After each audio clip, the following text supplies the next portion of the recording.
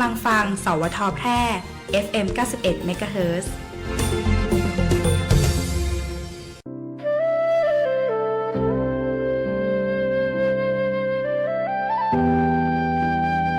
เสด็จสู่สวรรคาลัยของประสบนิกรไทยน้อมลำลึกในพระมหากรุณาธิคุณตราบนิจนิรันดร์ข้าพุทธเจ้านายภูมิกิติพิมพันธ์ผู้พิพากษาหัวหน้าศาลจังหวัดแพร่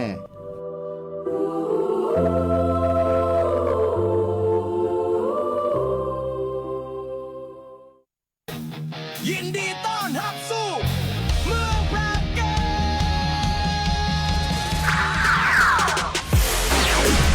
จังหวัดแพร่ขอเชิญร่วมเป็นเจ้าภาพที่ดีร่วมต้อนรับนักกีฬาจาก 15 จังหวัดภาคเหนือร่วมชมร่วมเชียร์การแข่งขันกว่า 45 ชนิดกีฬาในการเป็นเจ้าภาพจัดการแข่งขันกีฬาเยาวชนแห่งชาติรอบคัดเลือกภาค 5 ครั้งที่ 41 เมืองแพร่เกมระหว่างวันที่ 22 ถึง 31 มกราคม 2569 นี้และการแข่งขันกีฬาอาวุโสแห่งชาติรอบคัดเลือกภาค 5 ครั้งที่ 8 เวียงโกไสเกมระหว่างวันที่ 15 ถึง 22 กุมภาพันธ์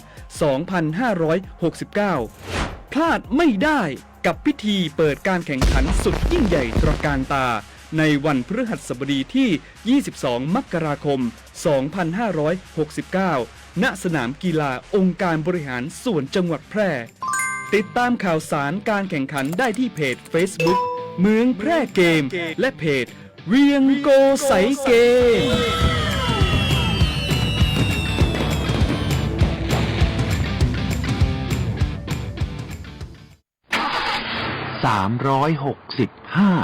นับอะไรคะคุณ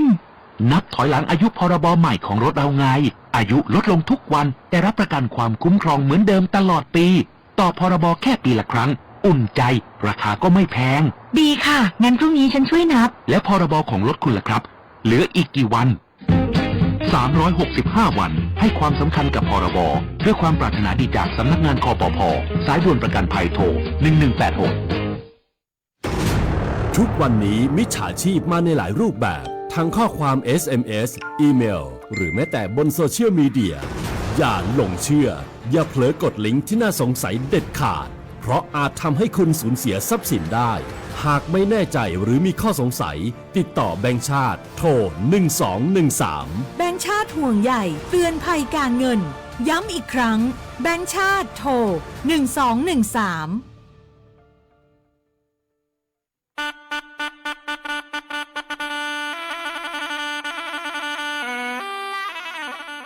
รู้หรือไม่ว่าเหนือใต้เราเชื่อมโยงกันภาษาเจ๊เหหรือภาษาตากใบเป็นภาษาถิ่นที่พูดกันในอำเภอตากใบจังหวัดนราธิวาสมีลักษณะเฉพาะตัวจากการผสมผสานระหว่างภาษาสุโขทัยโบราณภาษาใต้และภาษามลายูภาษาเจ๊เหจึงมีความโดดเด่นที่สำเนียงเนิบช้าและนุ่มนวลเป็นมรดกทางวัฒนธรรมที่กำลังเสี่ยงต่อการสูญหายภาษาเจ๊เหจึงสะท้อนได้ว่าแผ่นดินไทยเหนือใต้เป็นสายสัมพันธ์ที่เชื่อมโยงกันศาสนาภาษาวัฒนธรรมความรักความเข้าใจความสามัคคีและความผูกพันเป็นพื้นฐานสำคัญในการสร้างสันติสุขที่ยั่งยืนสำนักงานประชาสัมพันธ์ที่ 3 กรมประชาสัมพันธ์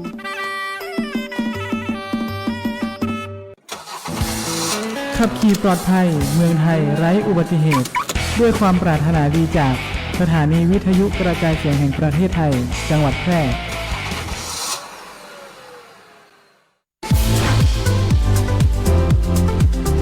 คุณกำลังฟังสถานีวิทยุกระจายเสียงแห่งประเทศไทยจังหวัดแพร่ FM 91 MHz ให้ความรู้คู่ความสุข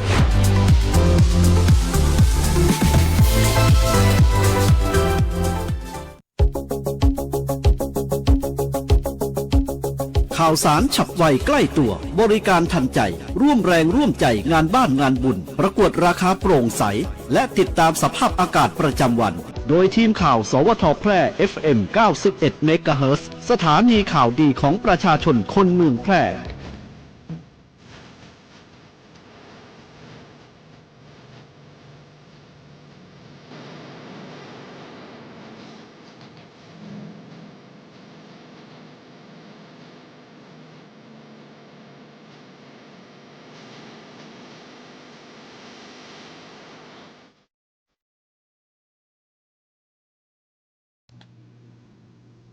สวัสดีครับสถานีวิทยุกระจายเสียงแห่งประเทศไทยจังหวัดแพร่เสนอข่าวท้องถิ่นประจำวันจันทร์ที่ 8 ธันวาคม พุทธศักราช 2568 โดยมีหัวข้อข่าวดังนี้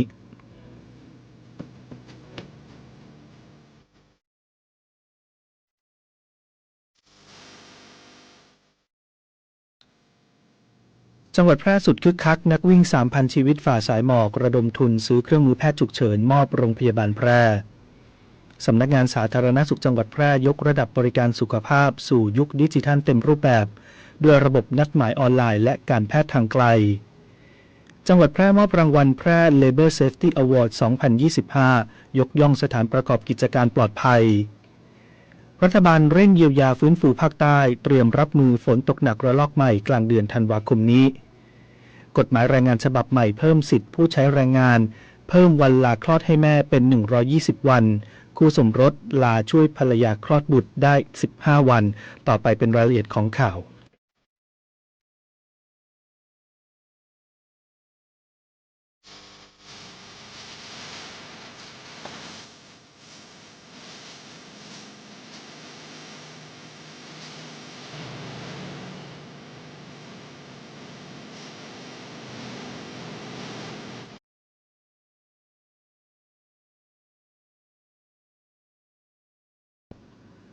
จังหวัดแพร่สุดคึกคักนักวิ่ง 3,000 ชีวิตฝ่าสายหมอกระดมทุนซื้อเครื่องมือแพทย์ฉุกเฉินมอบโรงพยาบาลแพร่เช้าวานนี้ที่บริเวณลานกิจกรรมวัดพระธาตุช่อแห่อำเภอเมืองแพร่นายสมชัยเลิศประสิทธิพันธ์ผู้ว่าราชการจังหวัดแพร่เป็นประธานในกิจกรรมวิ่งฝ่าสายหมอกแพร่ซูเปอร์ฮาล์ฟมาราธอน 2025 พร้อมบุคคลสำคัญเข้าร่วมงานอาทิพลอากาศเอกประจินจันทร์ตองอดีตรองนายกรัฐมนตรีและนายอภิชาติโตดิลกเวชอดีตผู้ว่าราชการจังหวัดแพร่และอดีตอธิบดีกรมการปกครองรวมถึงมีศิลปินดารานักแสดงและอินฟลูเอนเซอร์ชื่อดังมาร่วมวิ่งและสร้างสีสันตลอดงานการจัดงานวิ่งการกุศลครั้งนี้มีวัตถุประสงค์เพื่อระดมทุนจัดซื้ออุปกรณ์ทางการแพทย์ที่จำเป็นและเร่งด่วนสำหรับโรงพยาบาลแพร่โดยรายได้หลังหักค่าใช้จ่ายจะถูกนำไปสมทบทุนเพื่อจัดหาอุปกรณ์ช่วยชีวิตและยกระดับการดูแลรักษาผู้ป่วยในพื้นที่ให้มีประสิทธิภาพและเท่าเทียมโดยกิจกรรมแบ่งออกเป็น5ระยะวิ่งได้แก่ฟันรันระยะ5กิโลเมตรมินิมาราธอนระยะ 10.5 กิโลเมตรซูเปอร์ฮาล์ฟมาราธอนระยะ23กิโลเมตรและการวิ่ง VIP โดยจุดปล่อยตัวนักวิ่งเริ่มต้นที่ลานกิจกรรมวัดพระธาตุช่อแห่พระอารามหลวงเส้นทางวิ่งผ่านทิวทัศน์ธรรมชาติอันงดงามของจังหวัดแพร่สร้างความประทับใจให้กับนักวิ่งที่มาจากทั่วประเทศ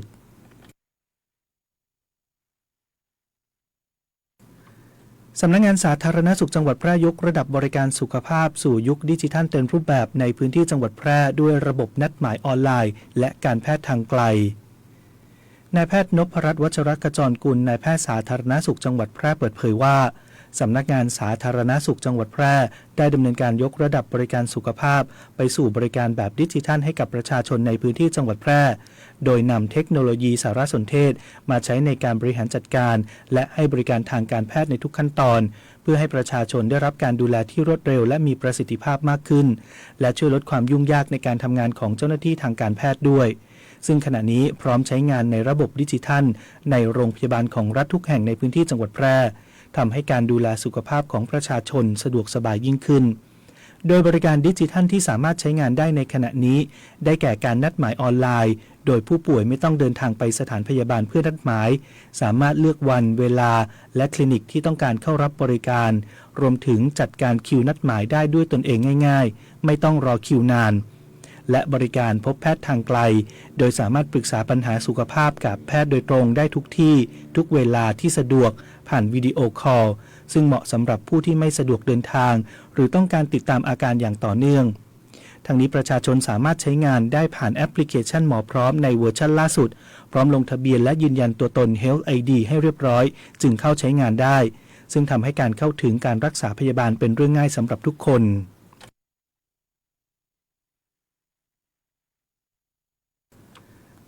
จังหวัดแพร่มอบรางวัลแพร่ Labor Safety Award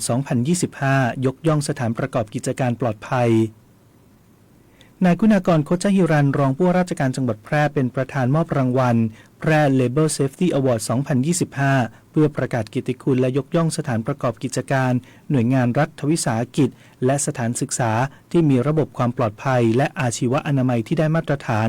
สามารถเป็นต้นแบบให้หน่วยงานอื่นนำไปพัฒนาต่อยอดได้อย่างมีประสิทธิภาพโดยสำนักงานสวัสดิการและคุ้มครองแรงงานจังหวัดแพร่ได้ดำเนินการรณรงค์และส่งเสริมให้สถานประกอบกิจการและสถานศึกษาเข้าร่วมโครงการด้านความปลอดภัยแรงงานโดยมีผู้ผ่านเกณฑ์และได้รับรางวัลรวม112รางวัลแบ่งเป็น5ประเภทได้แก่รางวัลสถานประกอบกิจการดีเด่นด้านความปลอดภัยอาชีวอนามัยทั้งในระดับประเทศและระดับจังหวัดรางวัลสถานศึกษาปลอดภัยรางวัล Safety Culture Together in the Workplace Campaignรางวัลโครงการอบรมเชิงปฏิบัติการขับเคลื่อนความปลอดภัยในการทำงานเชิงรุกของสถานประกอบการประเภทก่อสร้างและรางวัลโครงการสถานประกอบกิจการไม่มีการใช้แรงงานเด็กการบังคับใช้แรงงานและการค้ามนุษย์ด้านแรงงาน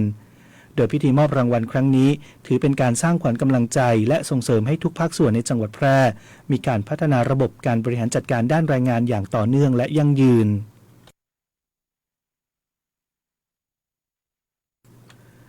รัฐบาลเร่งเยียวยาฟื้นฟูภาคใต้เตรียมรับมือฝนตกหนักระลอกใหม่กลางเดือนธันวาคมนี้ไม่ให้เกิดเหตุซ้ำด้านกยศ.ผ่อนผันการชำระหนี้ให้ผู้กู้ยืมที่ได้รับผลกระทบ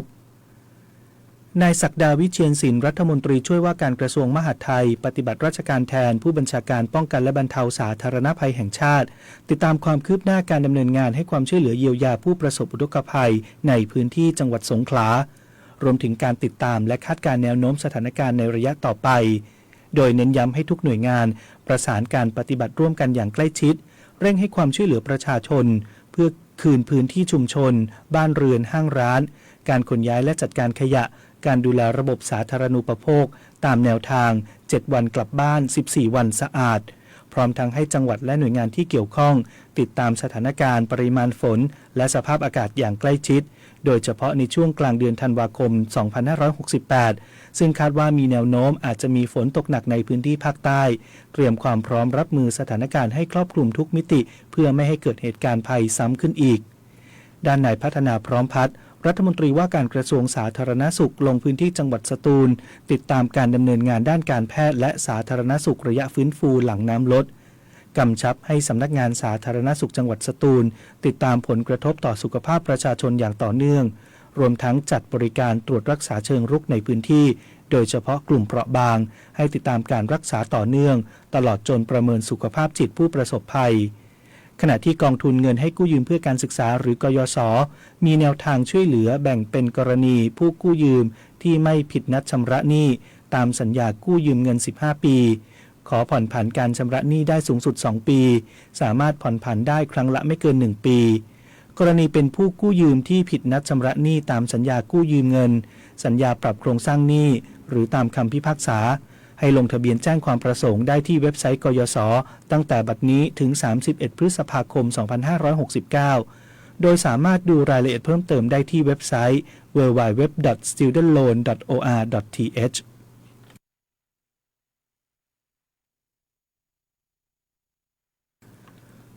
กฎหมายแรงงานฉบับใหม่เพิ่มสิทธิผู้ใช้แรงงานเพิ่มวันลาคลอดให้แม่เป็น120วันคู่สมรสลาช่วยภรรยาคลอดบุตรได้15วันพระราชบัญญัติคุ้มครองแรงงานฉบับที่9พุทธศักราช2568ซึ่งมีผลบังคับใช้แล้วตั้งแต่วันที่7ธันวาคม2568เป็นการปฏิรูปกฎหมายแรงงานครั้งสำคัญเพื่อยกระดับคุณภาพชีวิตแรงงานและสร้างสมดุลระหว่างงานและครอบครัวซึ่งกฎหมายฉบับนี้เพิ่มสิทธิประโยชน์ให้ลูกจ้างอย่างเป็นรูปธรรมได้แก่ลาคลอดบุตรจาก98วันเป็น120วันได้รับค่าจ้าง60วันลาดูแลบุตรป่วย15วันได้รับค่าจ้าง50%ลาช่วยภรรยาคลอดบุตรได้15วันได้รับค่าจ้างเต็มจำนวนและคุ้มครองลูกจ้างเหมาบริการในหน่วยงานรัฐให้ได้รับสิทธิเทียบเท่าลูกจ้างทั่วไปทั้งค่าแรงวันหยุดและสิทธิการลาโดยมาตรการเหล่านี้สะท้อนนโยบายของรัฐบาลในการยกระดับมาตรฐานแรงงานให้สอดคล้องกับบริบทสังคมปัจจุบันเพื่อส่งเสริมความเท่าเทียมในครอบครัวและสร้างสภาพแวดล้อมการทำงานที่มีคุณภาพให้นายจ้างและลูกจ้างได้ศึกษากฎหมายและปฏิบัติตามกฎหมายต่อไป ขณะที่กรมสวัสดิการและคุ้มครองแรงงานได้เร่งสร้างความรู้ความเข้าใจให้พนักงานเจ้าหน้าที่เพื่อให้การบังคับใช้กฎหมายเกิดประสิทธิภาพและเป็นประโยชน์สูงสุด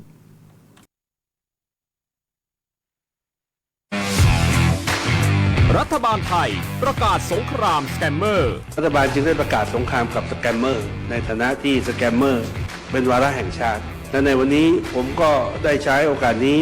มารายงานความคืบหน้าและเน้นย้ำถึงสิ่งที่เราต้องร่วมกันทำต่อไปรัฐบาลได้จัดตั้งคณะกรรมการอำนวยการป้องกันและปราบปรามอาชญากรรมทางเทคโนโลยีขึ้นมาโดยมีผมเป็นประธานด้วยตนเองเพื่อให้ทุกหน่วยงานทำงานไปในทิศทางเดียวกันเราได้มีการลงนามบันทึกความเข้าใจระหว่าง 15 หน่วยงานหลักทั้งภาครัฐและภาคเอกชนตลอดจนสถาบันการเงินเพื่ออุดช่องโหว่ทางการเงินและตัดเส้นทางเงินของกระบวนการอาชญากรรมเหล่านี้ให้สิ้นซากรวมพลังคนไทยต้านภัยสแกมเมอร์นายอนุทินชาญวีรกูลนายกรัฐมนตรี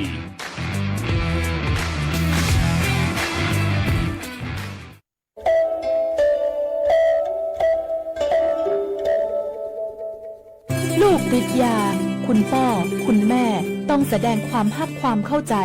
อูจากับลูกสร้างความอบอุ่นในครอบครัวเพื่อให้ลูกเปิดใจหาตังออกร่วมกันและนำเข้าบำบัดรักษาบ่มีบันทึกประวัติบ่มีความผิดรักษาฟรีได้ที่โรงพยาบาลของรัฐใกล้บ้านกู้แห่งด้วยความปรารถนาดีจากสำนักงานปปส.ภาค 5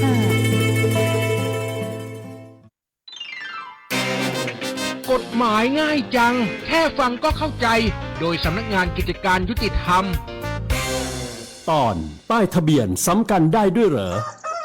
นะเป็นอะไรหรือเปล่าจ๊ะนะน่าเครียดแต่เช้าเชียวก็เมื่อกี้เนี่ยสิได้รับจดหมายเปิดออกมาดูปรากฏว่าเป็นใบสั่งตำรวจจราจรบอกว่าฉันขับรถฝ่าไฟแดงที่กรุงเทพเมื่อ15 วันก่อนแต่ฉันยังไม่เคยไปที่นั่นมาก่อนเลยนะดูภาพถ่ายรถแล้วรถมันก็ไม่ใช่รถฉันน่าจะมีใครเอาป้ายทะเบียนรถฉันไปใช้ไหมงงเลยนะเนี่ยอ้าวแสดงว่าป้ายทะเบียนซ้ำกันนะสิอย่างนี้ต้องมีใครสักคนเป็นป้ายทะเบียนปลอมแน่ๆเลยโอ้ยไม่ใช่ฉันแน่นอนฉันซื้อรถมาจากตัวแทนจำหน่ายอย่างถูกต้องตามกฎหมายทำแบบนี้ได้ไงเนี่ยอย่ากังวลไปเลยค่ะการที่บุคคลอื่นนำแผ่นป้ายทะเบียนที่ออกให้กับรถเราไปใช้แสดงว่าเป็นป้ายทะเบียนปลอมเป็นการปลอมเอกสารราชการผิดกฎหมายต้องรับโทษจำคุกตั้งแต่6 เดือนถึง5 ปีและปรับเงินตั้งแต่ 10,000 บาทถึง 100,000 บาทค่ะแล้วอย่างเนี้ยฉันต้องเสียค่าปรับไหมจ๊ะไม่ต้องเสียค่าปรับค่ะน้าเนียนต้องไปแจ้งความไว้เป็นหลักฐานแล้วขอให้เจ้าหน้าที่เพิกถอนใบสั่งให้ค่ะแล้วรีบไปแจ้งด้วยนะคะเดี๋ยวรถคันนั้นขับไปชนใครเข้าจะเดือดร้อนหนักค่ะหากสงสัยเรื่องกฎหมายหรือได้รับความไม่เป็นธรรมติดต่อสำนักงานยุติธรรมจังหวัดทั่วประเทศหรือโทรสายด่วนยุติธรรม1111กด77นะจะบอกให้ Let's go จังหวัดแปรขอเชิญแอลงานมหกรรมของดีจังหวัดแปรและงานกาชาติประจำปี 2568 ภายใต้ชื่องานอวดของดีบ้านฉันระหว่างวันที่ 1 ถึง 10 ธันวาคม 2568 ณ สนามกีฬาองค์การบริหารส่วนจังหวัดแปรอำเภอเมืองแปรภายในงานพบกับนิทรรศการผลงานจากทุกภาคส่วนการออกร้านของดีเมืองแปรและกิจกรรมการออกสลากกาชาติการกุศลชมความงดงามของงานสีสันสวนสวยเมืองแปร Colorful Garden in แปร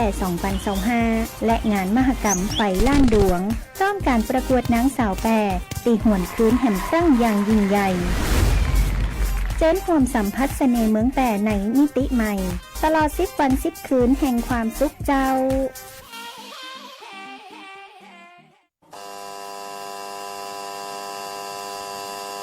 3 6 5นี่ไม่ใช่ตัวเลขเสี่ยงโชคแต่อยากให้ปักหมุดตัวเลขนี้ไว้เพื่อการตระหนักและสร้างจิตสำนึกในการป้องกันหมอกควันไฟป่าให้ 365 วันตลอดทั้งปีเป็นช่วงเวลาของการป้องกันหมอกควันไฟป่าเพื่อคุณภาพอากาศที่ดีต่อสุขภาพหมอกควันไฟป่าจะได้เบาบางลงจนกลายเป็นหมอกจางๆและค่อยๆเลือนหายไปจากประเทศไทยในที่สุดหมอกจะงดงามและทำให้เยือกเย็นแสนจะ ติดตามพยากรณ์อากาศประจำวันจากสถานีอุตุนิยมวิทยาแพร่ประจำวันจันทร์ที่ 8 ธันวาคม 2568 ลักษณะอากาศทั่วไปของประเทศไทย ประเทศไทยตอนบนและภาคใต้ตอนบนมีอากาศเย็นลงกับมีลมแรงและอุณหภูมิจะลดลง 1-3 องศาเซลเซียสโดยภาคเหนือและภาคตะวันออกเฉียงเหนือมีอากาศเย็นถึงหนาวส่วนภาคกลางรวมทั้งกรุงเทพมหานครและปริมณฑลภาคตะวันออกและภาคใต้ตอนบนมีอากาศเย็นในตอนเช้าขอให้ประชาชนในบริเวณดังกล่าวดูแลรักษาสุขภาพเนื่องจากสภาพอากาศที่หนาวเย็นลงรวมถึงระวังอันตรายจากอัคคีภัยที่อาจเกิดขึ้นจากสภาพอากาศแห้งและลมแรงเนื่องจากบริเวณความกดอากาศสูงหรือมวลอากาศเย็นกำลังปานกลางระลอกใหม่จากประเทศจีนได้แผ่ปกคลุมประเทศเวียดนามตอนบนและประเทศลาวตอนบนแล้วคาดว่าจะแผ่ลงมาปกคลุมประเทศไทยตอนบนและทะเลจีนใต้ในวันนี้สำหรับภาคใต้มีฝนเล็กน้อยแต่ยังคงมีฝนฟ้าคะนองบางแห่งเนื่องจากมรสุมตะวันออกเฉียงเหนือพัดปกคลุมอ่าวไทยภาคใต้และทะเลอันดามันส่วนคลื่นลมบริเวณอ่าวไทยมีกำลังปานกลางโดยอ่าวไทยตอนล่างทะเลมีคลื่นสูงประมาณ 1-2 เมตรอ่าวไทยตอนบนมีคลื่นสูง 1-2 เมตรบริเวณที่มีฝนฟ้าคะนองคลื่นสูงมากกว่า 2 เมตรขอให้ชาวเรือเพิ่มความระมัดระวังในการเดินเรือและหลีกเลี่ยงการเดินเรือในบริเวณที่มีฝนฟ้าคะนองสถานการณ์ฝุ่นละอองในระยะนี้ประเทศไทยตอนบนมีการสะสมของฝุ่นละอองหมอกควันอยู่ในเกณฑ์น้อยถึงปานกลางเนื่องจากลมที่พัดปกคลุมในบริเวณดังกล่าวมีกำลังแรงขึ้นพยากรณ์อากาศบริเวณภาคเหนืออากาศเย็นถึงหนาวในตอนเช้าและอุณหภูมิจะลดลง 1-3 องศาเซลเซียสกับมีลมแรงโดยมีฝนเล็กน้อยบางแห่งอุณหภูมิต่ำสุด 15-20 องศาเซลเซียสอุณหภูมิสูงสุด 28-32 องศาเซลเซียสบริเวณยอดดอยอากาศหนาวถึงหนาวจัดอุณหภูมิต่ำสุด 6-13 องศาเซลเซียสลมตะวันออกเฉียงเหนือความเร็ว 10-20 กิโลเมตรต่อชั่วโมงพยากรณ์อากาศบริเวณจังหวัดแพร่อากาศเย็นในตอนเช้าอุณหภูมิจะลดลง 1-3 องศาเซลเซียสทัศนวิสัย 2-10 กิโลเมตรลมตะวันออกเฉียงเหนือความเร็ว 10-15 กิโลเมตรต่อชั่วโมงอุณหภูมิสูงสุดที่สถานีอุตุนิยมวิทยาแพร่วานนี้วัดได้ 33.0 องศาเซลเซียสอุณหภูมิต่ำสุดที่สถานีอุตุนิยมวิทยาแพร่เช้าวันนี้วัดได้ 19.4 องศาเซลเซียสคาดว่าอุณหภูมิสูงสุดวันนี้ประมาณ 32 องศาเซลเซียสคาดว่าอุณหภูมิต่ำสุดเช้าพรุ่งนี้ประมาณ 17 องศาเซลเซียสบริเวณยอดดอยอากาศหนาวถึงหนาวจัดอุณหภูมิต่ำสุด 8-11 องศาเซลเซียสวันนี้ดวงอาทิตย์ตกเวลา 17:43 นาทีวันพรุ่งนี้ดวงอาทิตย์ขึ้นเวลา 6:40 นาทีจบการเสนอข่าวท้องถิ่น